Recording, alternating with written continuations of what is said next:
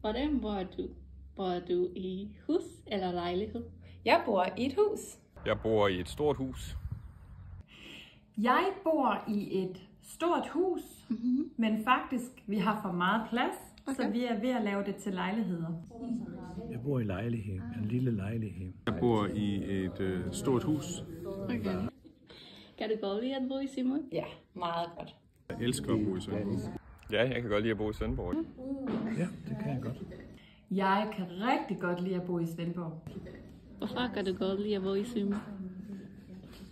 Ja, altså jeg har nogle børnebørn og børn her, og jeg har min bror og svigerinde. Og så passer det mig godt nok.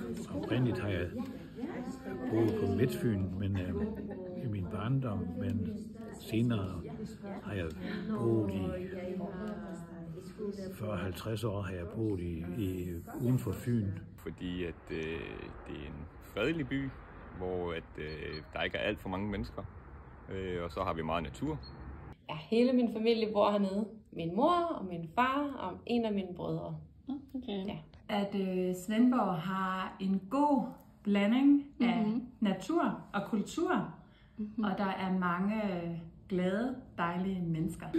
Jeg synes, at Svendborg det er sådan en by lidt ligesom København, hvor der sker mange kulturelle ting, og så er der virkelig meget dejlig natur rundt om.